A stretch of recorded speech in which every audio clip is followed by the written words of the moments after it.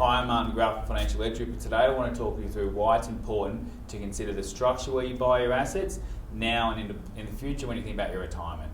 So I'm going to talk you through a scenario of a client meeting I had last week where this particular client was in their mid-40s and they were looking to buy a property that they were going to hold for the long term. We ran through the numbers and figured out whether it's better to own that property in their own hands, or in their case, whether it's better to own that property in their super fund. Now, I'm going to run you through their numbers, but this would apply whether it's the same as property or shares, and whether it's this same dollar figure or more or less. So basically what we're looking at for this particular client, they were looking at buying a property worth 500 grand. We assumed that after the cost of running the property and the rent coming in, it was going to make about 20 grand a year after cost. In this particular case, it didn't have a loan, they were going to buy that property outright with some money they got from an inheritance. So, we looked at what would happen if they owned that property personally or if they owned it in super. And there's a few key things we're going to look at. The first one is what would happen in terms of the tax they pay on the rent each year. And the answer is they pay the tax that's applicable for where that's held. So in their case, personally, they pay tax at 39% because their income's over 90 grand a year. Even if it was less than that, it's probably likely to be 35%. Inside of super, you only pay tax on your earnings at 15%. So in their particular case, based on this 20 grand's worth of rent it was going to make each year, over here, they'd end up paying $7,800 in tax. Inside of super, that's only $3,000 a year in tax. Same property, same income, it's a massive difference amount in tax. So that's a difference of $4,800 per year. That's the difference. Every year they own that property. As I said, these clients were 45. This was an investment for them. They weren't looking to live in this house or anything like that. It was purely an investment that they were looking to keep for their retirement.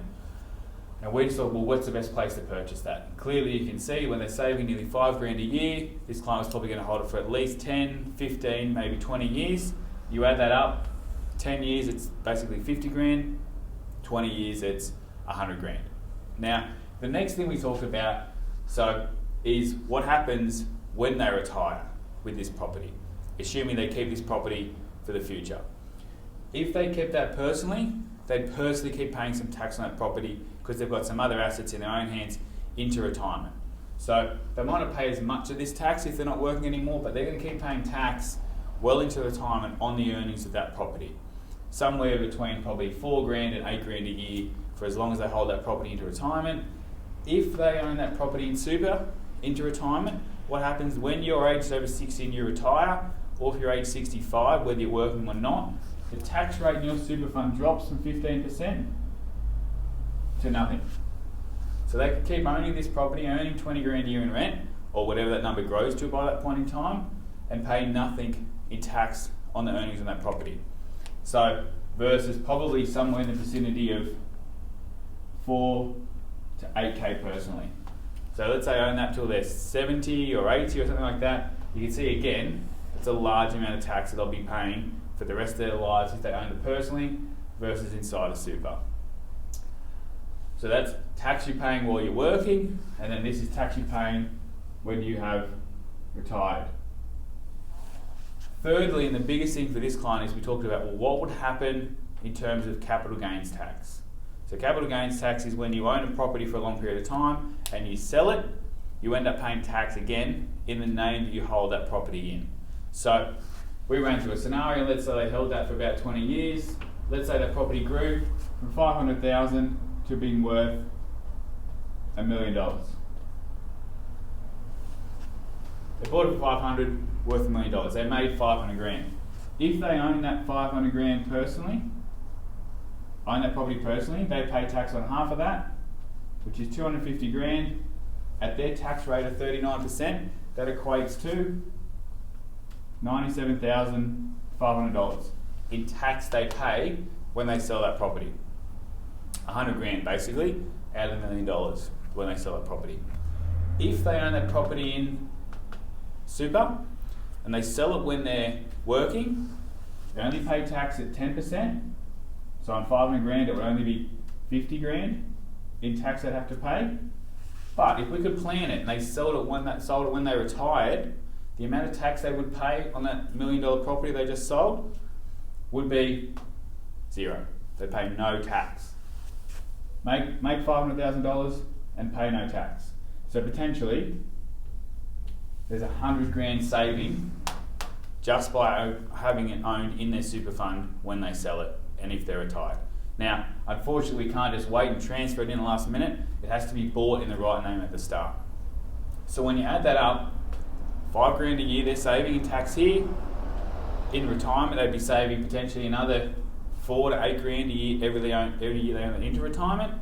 And then when they sell, there's another $100,000 saved here. This client could easily save $200,000 plus if that property grows from being $500,000 to $1 million over the next 10 to 15 years. You can see the massive difference for that client. Now the downside is inside a super, you can't access it, you can't live in it, you can't tax that money till you retire. But as I said, for this client, they were 45, retirement was on the horizon, it was being built for their retirement, and they just wanted to buy it in the same space. So it made sense. Clearly, this was the path that was right for them. We went through that process, a bit of fees and costs involved in getting that set up, but you can clearly see if you're going to save $200,000 in tax, you have to spend some money at the start to get it set up the right way. So there's tax while you're working, tax when you retire, and tax when you sell it. Massive difference. The fourth thing for this client that didn't apply to them but can apply to some other people is if they have a loan on this property in terms of making repayments on that loan, and the difference is that let's say we're earning their wages and they wanted to basically pay some money off a loan. If they own that personally, they have to earn their wages at $10,000. They then pay the tax man $3,900. That's $3,900 in tax. They're left with $6,100 to repay off that loan. Because they pay the tax man first, then they pay off the loan. If that money, $10,000, they sacrifice that into super, $10,000 goes in, they lose $1,500 in tax in super. It's a very ugly 5. They end up with in super $8,500 to pay off a loan. Now, in their case, and based on the rules as they are today, you can borrow inside of a super fund to buy a property. So you can imagine if you're trying to pay that property over the next 10, 15 years, do you want to pay it off at $6,000 a year, or do you want to pay it off at $8,500 a year? You're going to pay it off a lot quicker here. Plus, you get to save a lot of tax along the way. The money you're making off the rent, there's a lot left over to pay off the loan. Over here, you're losing more if that was the case. So that didn't apply for this particular client, but that's another factor that as well can add into this strategy to make a massive difference. This is an example that applied for them based on their scenario, but you can see the tax difference in terms of where you buy your assets, particularly if they're for retirement, makes a massive difference. We've got some calculators that we can punch some numbers in. If you want to find out about a particular property you're looking at, whether this should apply to you, contact us, comment below, we'll send you out a report which breaks down the numbers. All you need to tell us is what the property you're going to buy, what the rental return is, and what you think it's going to grow to in the future. If you want to find out more, visit financialedgegroup.com.au.